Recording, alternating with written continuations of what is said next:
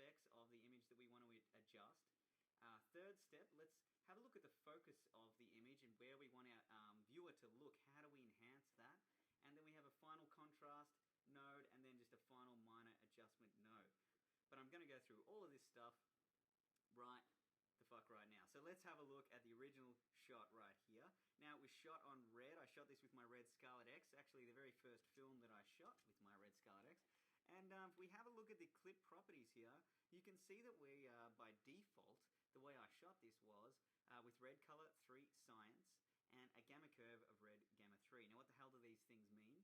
Well, the color space is referring to red's interpretation of the color from the sensor. So when you press record, you're going to be recording or decoding the raw data into this specified color range, which Graham from Red has created and his team. Now this is their best, most latest color science, which is red color 3. Now remember, these are starting points for our grade. The next thing is the gamma curve. Now it's very important to understand what a gamma curve is, and it's important to understand why it's powerful to be able to adjust that. So when you're shooting raw, you have the ability to change this gamma curve. Basically, a gamma curve is designed to make the image look good straight out of the box. The gamma curve gives the flat-looking raw data contrast, saturation. It gives the image a much more pleasing look to start with. But because we're grading this image, I want to be in charge of that gamma curve. I want to be the one who creates that look.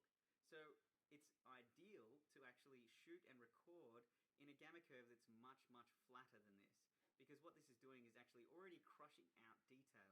Even though it's quite a flat looking image, if we go to the decode using clip instead, and I change my gamma curve to red log film, look how much flatter it is again. That actually looks terrible, doesn't it? But the beauty is it's giving us more control because we are the masters of this color. We want to start from the very beginning. We don't want the camera to do virtually anything in terms of the aesthetics of the image other than give us the most information possible.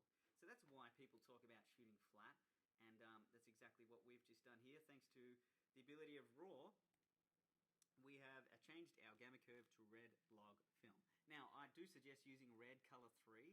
So here we have a good starting point, but what do we do creatively to make this shot really, really sing? Because if you compare these two shots, they're vastly, vastly different. So the first thing we do is we look at the contrast of the image.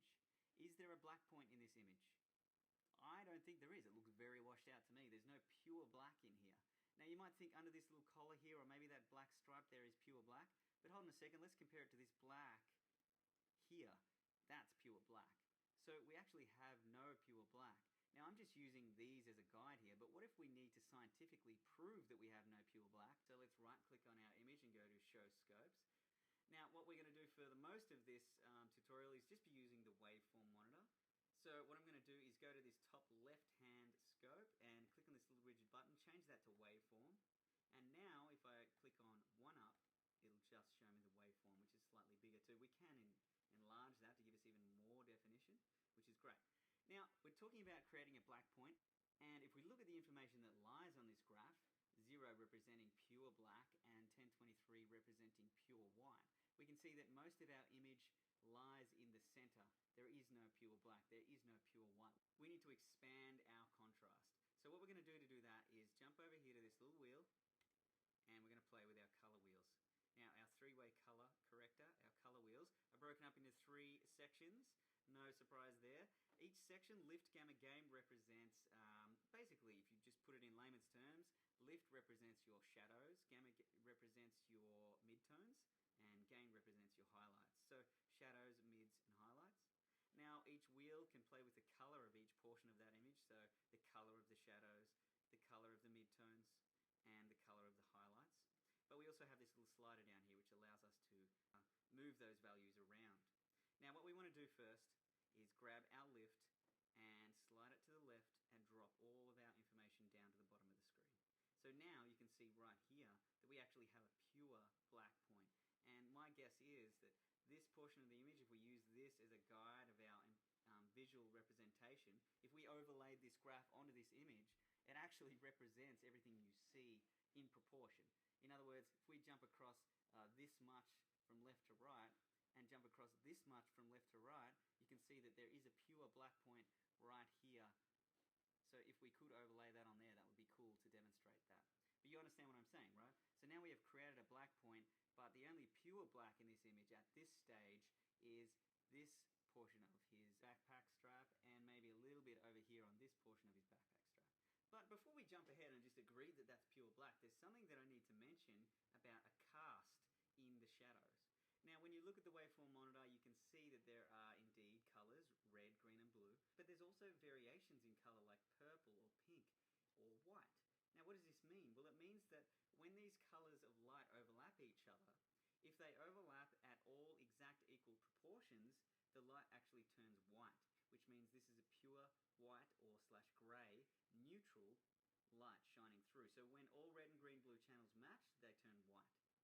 This is really important to understand because when you look at the shadows, you'll notice that they're actually blue and green, and the red is sitting much higher. So when you're balancing an image, first we want to create contrast, but we also want to keep note of the color cast that lies within those shadows. So how do we adjust that? Well, let's jump straight to our color wheel this time, and let's slide it around and just look what happens to those shadowy colors. What we want to really do, if we really wanted to balance out these shadows, is we want them to be white. So if we just slide them around a little bit, we're getting a much more balanced black. So now these shoulder straps are actually black. They're not just half black because the red channel wasn't actually touching black. They're actually pure black. But not all portions of our shadow is, but that's fine. So you can see over here that this portion of our shadow realm has red or magenta in it, but that's fine. So once you understand that, you're off to a very good start. The next thing we want to do is play with the highlights. Now, if you look at these highlights, you can see that there's a bit of green in our highlights. So once again, we want to correct that. So what I'm going to do is slide our highlight gain slider around. And once again, we want our highlights to all match and be pure white. So that's looking better. Now we have almost a pure white. It's got a little bit of yellow in there, but that's fine. It is sunlight, right? And this is actually referring to his hair here. This is referring to the sky over here. So what we've done now is we've balanced our shadows and we've balanced our blacks, but we still need to increase the brightness of our highlights because if we look at 1023, which represents pure white, we have no pure white in this scene. So let's just quickly have a look at the image and ask yourself, should it have a pure white portion of the image? And indeed it should. I mean, look at this highlight in the back left corner here. That is the sky and it's completely blown out. So yes, that should be pure white in terms of the first node when balancing this image. So we've done that. What we need to do now is just bring it right up. And as we've brought it up, we've actually increased colors in red. So we need to balance that out a little bit. So just once again, try and balance that out as best you can and let it hit the roof. So now we have a balanced image, roughly. So now that we've created a black and a white point, added contrast to the scene, I want you to look at the image and think about the guy's skin and look at the overall color cast of the image. To me, it looks a little bit cool and a little bit green. So whenever you're doing color correction, you need to think in opposites. So what is the opposite color of green? And if you don't know that, it's pretty easy to figure out. All you do is look at these color wheels and look at 180 degrees. Just imagine you drew a line. So here's green. And if we look 180 degrees across from there, the opposite color is pink or magenta. So if you want to cancel out green, all you do is push magenta in. Now remember, it's a very sensitive adjustment. So remember, color correction is all about subtlety and just making very minor adjustments. So all I've done there is gone to my gamma midtones and added magenta to the shot. Control F full screen, Alt D. Now we're looking pretty good. We've got a balanced image, and in terms of white balance, it's looking pretty damn good to me. So let's compare that to the finished grade. We're still a ways off. His skin looks a little bit pale. The background is looking almost black and white. The contrast could be increased. The sharpness could be increased. His eyeballs and the color of his eyes could be enhanced. All of these things we're going to get into in a second. So now we want to create a new node. So how do we do that? As long as you've double-clicked on this node, if you press Alt-S for Sam or Samantha, then you have node number 2 here. And now we can start grading that without affecting our original balanced node. But keep in mind that these are an addition. So every time you add a node in the chain, they're adding each correction to get to a final result, which is over here. So we'll go into that in a bit more detail in a second, or it will make more sense as we go through this tutorial. But the second node, we want to make a selection. I I want to start modifying specific portions of the image. So in our first node, we kind of did that using this three-way color wheel thing, where we selected shadows, midtones, and highlights.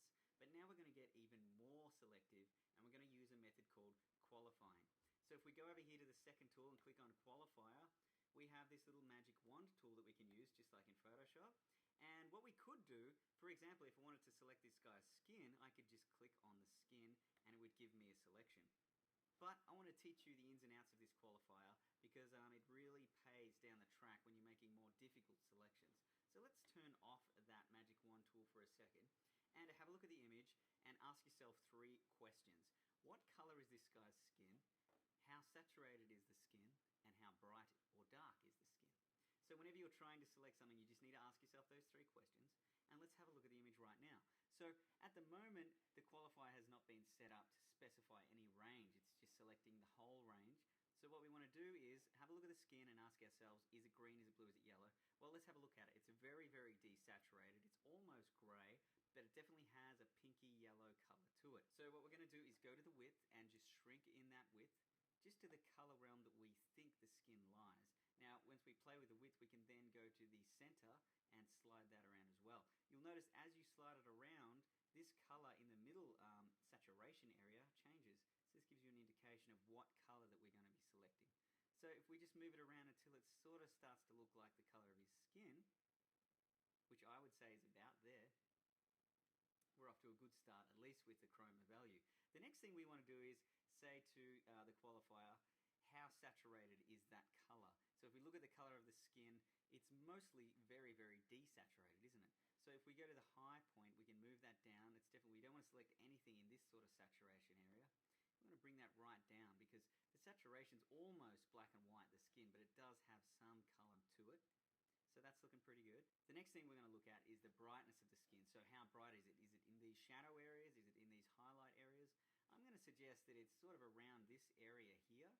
So if we just grab that low point and drag that up, and grab this high point and drag that down, let's see how close we got. So if we turn on the highlight area by pressing this magic wand, we can see, bam, I've done a pretty good job of actually selecting that skin. Now, it still needs refining, but we actually haven't softened any of the edges of these selections. And we did that all just by asking those 3 logical questions. It's very, very powerful to understand what's happening behind the scenes instead of just clicking the magic wand and clicking on your image. So we've got to a pretty good place, but notice we're also selecting these darker areas of the image. So what we can do is go to our low part of the luminance and bring that up.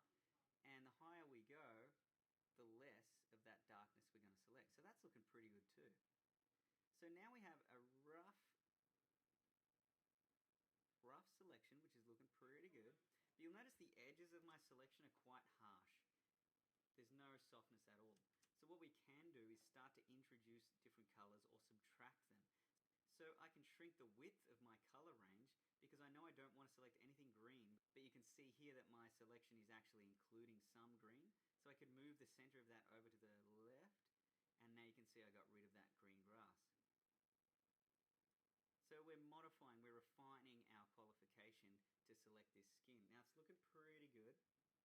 I want to try and do a little bit better and not include that hair up there. So if we look at our brightness value, maybe the brightness can bring down, but not too much because then we're going to start losing highlights on his skin. This is where you have to be gentle. So now that we've got our rough selection, what we can do is actually soften the edges of these selections, and that's what these low soft, high soft things actually mean. So if we can soften the edge of the high area, you can see now we're getting a much nicer selection, sort of just getting the skin. The next thing we could do is actually soften the whole mask itself. Now we go to this blur radius here and we can just increase that. And as you can see, if we go to 100, it's blurred it quite considerably. And that's looking pretty good. If we press play, you can see that we've selected the skin and pretty much nothing else. That's a great, great place to start. Now, to help us refine that selection, I actually do want to include a little bit more of this shadow detail in here in my selection because that is part of the skin. So what I might do is just lower the luminance values a little bit more. But now remember, we're starting to introduce portions of the image we don't want. that.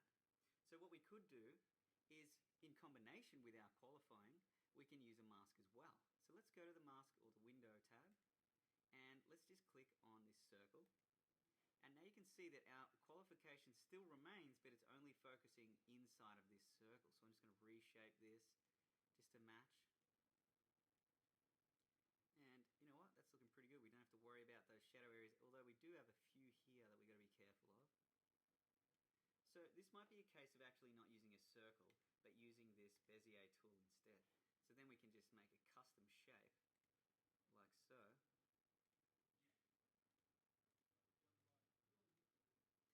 And now we can soften the edges of that shape just by moving the yellow portion, because the yellow portion of the window actually refers to how soft that part of the mask is, as you can see down here. So the further away the yellow is to the green, that is how soft the selection is going to be. So we can just modify this. And now we have, you know, pretty good selection. Watch out for the side of his neck there. So the other cool thing about DaVinci is now that we've created this selection, we're not working in Photoshop. This is not a still image. This is a moving image. So we need this mask to actually stick to this part of the image. So how do we do that? Let's go to this little crosshair button here. And now if we just press play, it's going to analyze the scene and try and keep this mask stuck to this guy's face, which is awesome.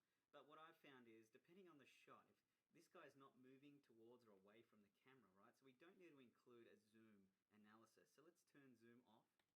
And now if we just press play and just watch what happens, DaVinci will track the guy's face and usually do a very good job.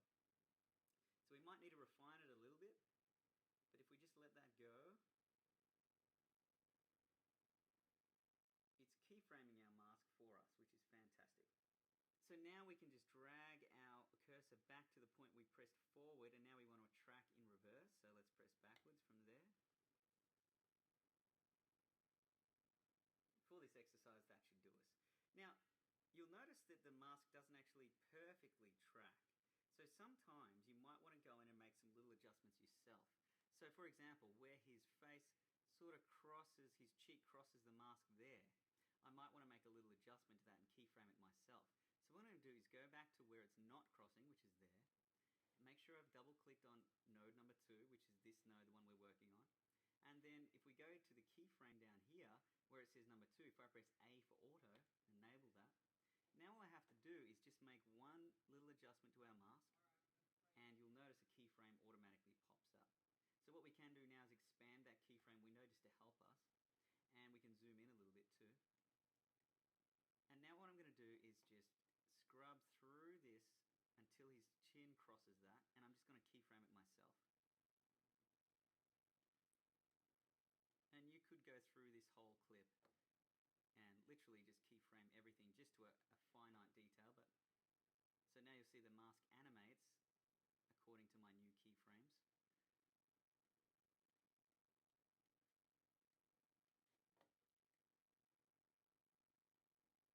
And just have a look at anything else that might need a little bit of attention where the tracker didn't do the best job. It's looking pretty good. Excellent. So I've just had a beer and a latte pretty much at the same time. So now we're ready to change the color of this guy's skin. And the beauty is, because we've made an animated selection, let's just press Shift H to get rid of the highlighted portion. And we can turn off the mask literally just by going over here and just going none. Now we can actually just play with this dude's skin. Check it out. And the cool part is it animates no matter where he goes.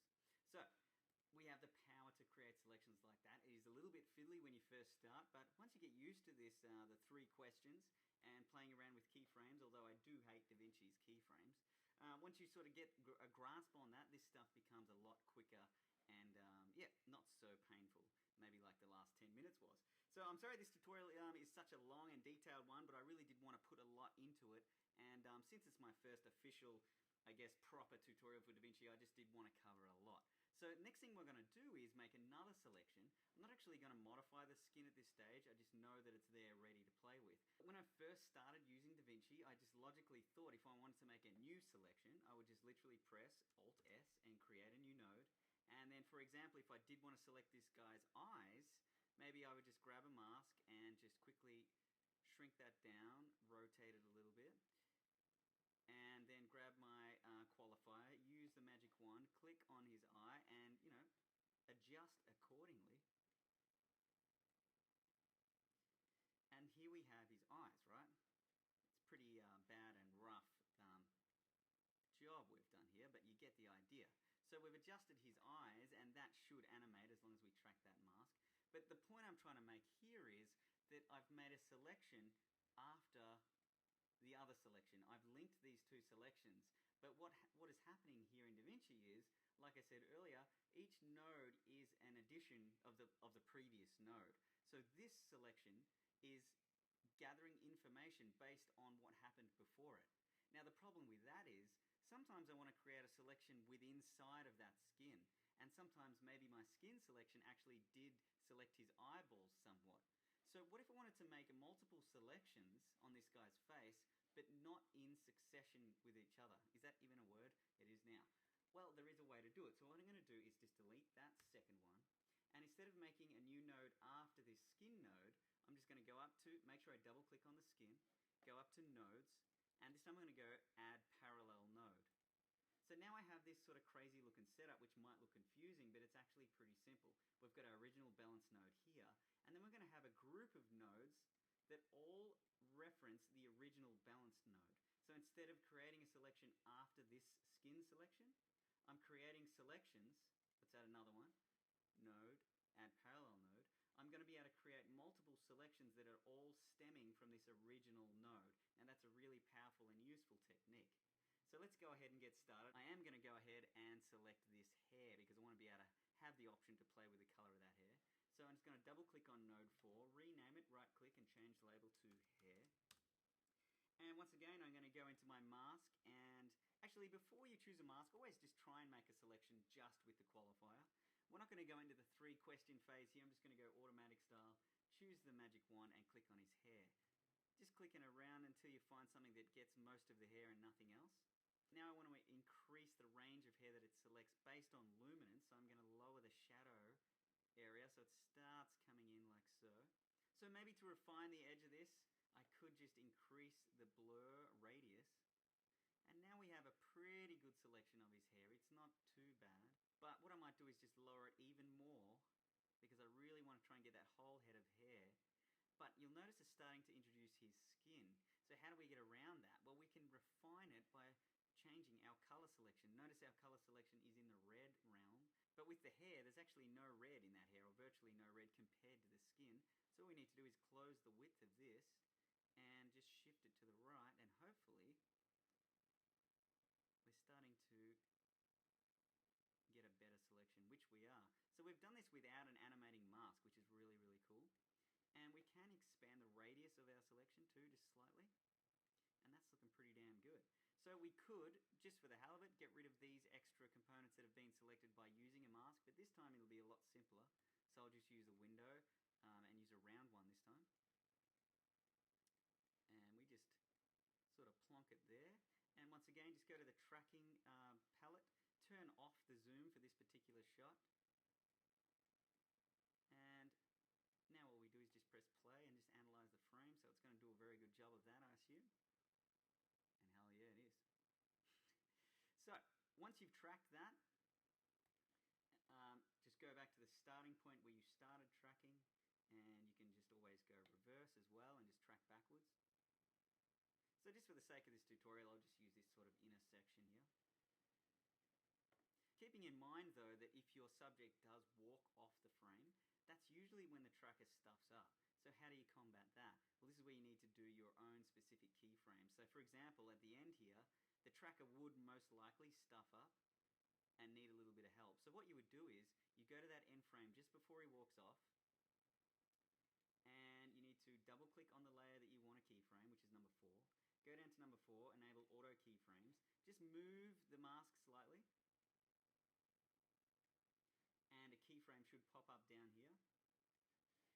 And then just scrub through the timeline until he walks off shot, and just drag your mask manually. So if we scrub through this this now, you'll notice the mask is animated between those 2 points. And then you could go to the middle and just refine it a little bit. And just refine it again. And again. And there we go. So not only did we use the tracker to help track most of the shot, but in problem scenarios like that, you just need to enable auto keyframing and do it that way. So now that we have our hair tracked and our skin tracked, we're looking pretty good. Let's jump straight on to the next one. And this time I'm going to select his eyeballs. So I'm just going to zoom in here. And once again, I'm just going to create a mask straight away. And just shrink that down. Just so it's only just like a pair of sunnies, really. Because we're going to use a qualifier to help us. So once we've done that, you could just go straight to your tracking and just start tracking. See how it goes. So it should do pretty well. It's nice high contrast, good detail. The tracker should be fine sticking on those eyeballs. It seems to be doing a good job there. And in a second, we're just going to add a qualifier to this mask. So I'll just scrub back here until I find a clean frame where his eyes are open. And now I'm going to go to the qualifier window, click the magic wand, and just click on one of his eyeballs. And just click around until it grabs most of what you're looking for. And then we may need to go in and refine it a little bit. And then we could just go into our mask and just shrink it down a little bit, because that tracking data will maintain. So that's looking not bad, not bad. So let's right click, change label, call it eyes. And if we press Shift H and we just change the view to none, now you can see that I can increase the brightness of his eyes. I mean, I haven't done the best selection there. Put some blue in there. And if I press Control D and turn that on and off, you can see what I'm doing there. So obviously we can do a better job, but you get the idea. Now the beauty is that all of these selections, the skin, the hair, the eyes, are all based off this original balanced image. So they all have full data to be able to track from and key from. Now this parallel node here actually isn't very useful for us in this particular example, but it's absolutely necessary for this setup. So basically we have our balance node on the left, our parallel node on the right, and now before we go any further we need to add another node. So now we have our group of selections. There's one more selection I need to create, and that is the shirt. Just because I feel like the shirt is a little bit lacking, it looks a little bit grey or blue, and I really want to make it white and crisp. So I'm going to create one more selection. So if we just double click on the top layer and we go nodes and add parallel again, then we'll have an extra one there. Right click on that and just call it shirt. And double click on that node, go to our qualifier, click on the magic wand, same stuff, and just click on the shirt. Now straight away DaVinci's done a pretty good job there. It's going to increase the highlight range. And if we turn the hue off, let's just see what happens. Now what I'm going to do is actually draw a mask around the shirt. But in some instances, this is why it's handy to understand this 3-question system. What color, how saturated, how bright. Because when you're making a selection, sometimes you actually don't want to include color information. For example, this shirt, it's mostly luminance. And for me to get a clean key, I need to actually tell it, turn off the hue. And now you can see I've selected the edge of that as well, which is great. The only problem is now I'm selecting all variations of saturation and luminance, which does include the color red. So what are we going to do about that? Well, I'm just going to draw a mask around it, and that's going to help our selection. But I am going to just increase this high range all the way to the top. So then I'll just go to our mask, and I'm going to use the Bezier tool this time, and just draw a nice, when I say nice, a quick matte around that. And yeah, just refine that a little bit. And what I could do is just increase the blur radius. And you know what? I am going to reintroduce that hue and just try my best to not select the skin, but try and get as much of that shirt as I can and just soften it even more. So that's not too bad at all. So we just need to track that matte now, so I'll just press Analyze Forward, and DaVinci's going to do an amazing job of that. Little things like this is really what brings, color correction to life. It's what don't you like about the shot? That's the first thing I do. I look at it after my balance. I'm like, yeah, the skin doesn't look so good. The hair could be different. The white shirt's not crisp enough. The eyes aren't bright enough. So if you look at things like that, think about what you want to change. It's just awesome to be able to actually go ahead and do that. It's really rewarding when you get the result that you hoped for. So hopefully this tutorial is going to help you with that. So there I've analyzed forward. I'm just going to quickly analyze back as well. And alright, so that's looking pretty good. Let's just pause that there. Press Shift H. And yeah, so now we have the shirt, the eyes, the hair, and the skin. This is really, really cool. So I'm just going to reset those eyes because I did play with those before. But we actually haven't done anything since our balanced grade, although we are very prepared to do so. What we're going to do now is, well, I'm actually not going to change any of these things just yet. I'm going to add one more node outside of this parallel node.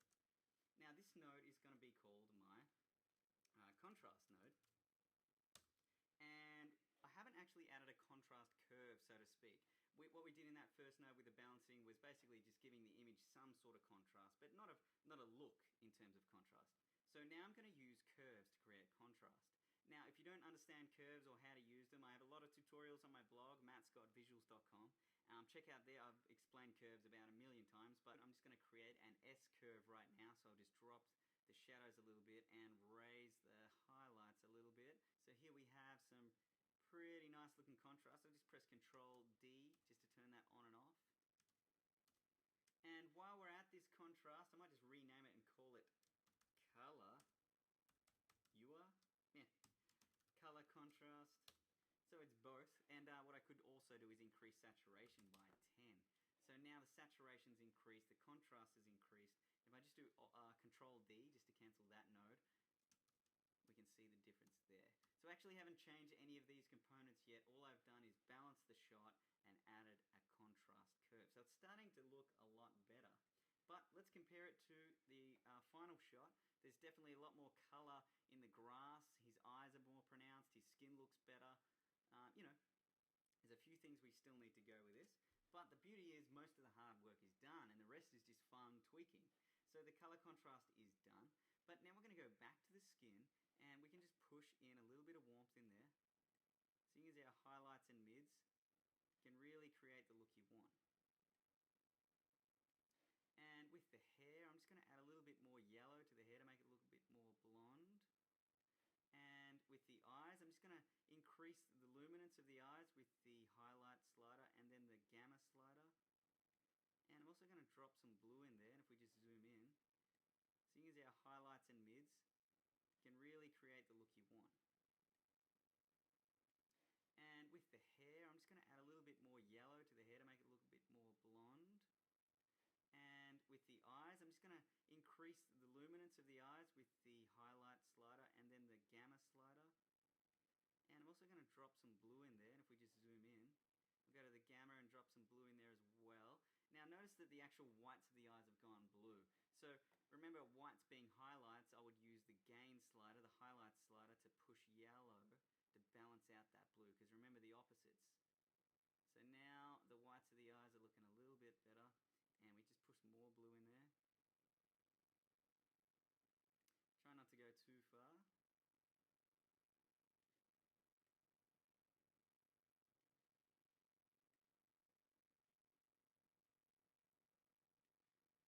And if we look at the before and after, I just might go back to the skin and, I think it's just a little bit magenta. I'm just going to put a bit more yellow into that. Now I'm going to jump down to the shirt and I'm just going to increase the brightness of the shirt using the gain. Remember, it's all about subtlety. And I'm just going to push a bit of yellow into that as well, just to warm it up a bit. Now if we press Alt-D, that's going to disable all nodes. So Alt-D will show you the original shot. And you can see we've come quite a ways. But the beauty is we have a lot of control here. This setup really, really works. Now, what if I wanted to affect everything outside of a selection? The way DaVinci works is it's really powerful. Let me just demonstrate with a single node here. So I've just added a new node, and I'm just going to add a mask here. So here's a mask. Now, if I made that dark just by dropping a curve in there, you can see that the inside of the mask is dark. But what if I wanted to maintain that correction? correction outside of that same mask. Well, then all I do is right click and go add outside mask, and now you can see these there's a dotted line there plus a solid line. So these nodes 8 and 9 are linked. 8 is the inside and 9 is the outside. So now we can make 9 brighter or darker. So that's how that works. So the reason I brought that up is, let's delete those two nodes. I want to go to the skin node now, and I'm going to add an outside node to the skin. So basically everything outside of this skin, I want to add a blue tinge to the shadows. So we can go right click, add outside node, and you can see this little outside node that lives up here. And I'm just going to rename that and call it Cool Shadows. And basically just jump straight for the color wheels, go to the lift or the shadows area and just push blue into it. Now remember, just be very gentle and subtle about it. We could also drop the brightness of that. And if we just go Control D, you can see the before and after there. So I just think that looks pretty cool. Finally, what we're going to do is add what I call a focus node. So if we go Alt-S, so double click on the last node, go Alt-S for Sam or Samantha, and what we're going to do is just draw a simple mask around this guy's face, but I'm going to soften the absolute shit out of it, like so. And this is almost going to be like a vignette. But basically on the inside of that mask, I'm just going to increase saturation by 3 or 4. I'm going to go to my sharpness and I'm just going to add a little bit of sharpness. With the sharpness, the way it works, sharpening and softening, anything in the middle at 50, that means that there is no sharpness or softening happening. Anything above 50 is absolute softness. As you can see there, it's completely defocused in the middle now. And anything below 50 is sharpening. So now you can see there it's very, very sharp, and it starts to introduce artifacts if you're not careful. Generally speaking, with red footage, I don't really like to go above, say, 46.46 sharpening, and even that's quite extreme. But you can see what it's done there. I've added sharpness and a bit more saturation just to the center. If we press Shift-H, you can see this is the area that I'm affecting. And then on the outside of that node, I'll go right-click, add outside node. On the outside of the node, I'm just going to go straight for my curve and just drop exposure a little bit. And while we're there, even though we have a super shallow depth of field, I'm just going to go to my blurring sharpening tool and just add a blurriness of about 3. It's really going to force our viewer to look where we want them to look. Now, don't forget we have to track these masks. So we go to our tracking tab and we just press play forward. Now, the beauty of using the inside-outside method is you only have to track once, because the outside node obviously affects everything outside of this mask regardless. So if this is tracked, then you know that your outside node is tracked as well. So once you've done that and tracked backwards as well, you can see that we've got a pretty good looking grade. And obviously the beauty about this method, or the way of using DaVinci like this, is that you can change whatever the hell you want. So keeping this in mind, this is not the best way to do it. It's not the only way to do it. This is just a way that I find works really well. And it doesn't work for every shot either. So you really have to get good at mastering this qualifier tool, animating masks and things like that. But also just get good at looking at image and thinking, what is going to look good? What can I enhance in this shot? And even now when I look at it, I feel like his face could do with a little bit more light. So we could, in fact, go back to this number 9 node, click on the mask, shrink it down a little bit, and actually just increase brightness there. Just a tad. And that's looking pretty damn good. So yeah, that pretty much wraps up my tutorial. Hopefully this was really helpful for you guys. DaVinci Resolve is a little bit daunting when you first jump in, but once you start understanding nodes and the power of nodes, but also understanding these simple tools and how they can really, give you a lot of flexibility and freedom with color, you're going to really start enjoying it. And it's actually a really empowering process to learn color correction, especially since a lot of cameras are going RAW these days. If you don't understand how to get the most out of your image in post, you're going to fall behind. So not only is it good to stay ahead of the game, but like I said, it's also very rewarding. So check out my blog, be friends with me on Facebook, and yeah, there'll be more tutorials to come. Thanks for listening. My name's Matt Scott, and I'll see you next time. And while you're on Facebook adding me, why not type in Sissy Boy and in brackets short film, and check out the work of Cameron McCulloch. He's the writer-director and good friend of mine who is the man behind the film. So go and check out their page, like it if you like it. I think it's jumping around festivals as we speak. But yeah, it was a lot of fun to shoot. So it'd be great to get your support. Indie filmmakers, unite. And what the hell, while you're on Facebook, type The Ninja Movies and check out the film I'm shooting right now. I think we're 8 days into principal photography. It's a 33-day shoot, feature film about ninjas. Who the hell doesn't like ninjas? If you don't like ninjas, you're probably a samurai or something like that. But anyway, I'm having an absolute blast shooting this film. And yeah, back to work tomorrow. I've had 3 days off. It's been freaking awesome. We've been in like mud trenches with guns and shit and explosions. Well, there's my alarm. Anyway, I gotta go. Thanks, guys. Peace out.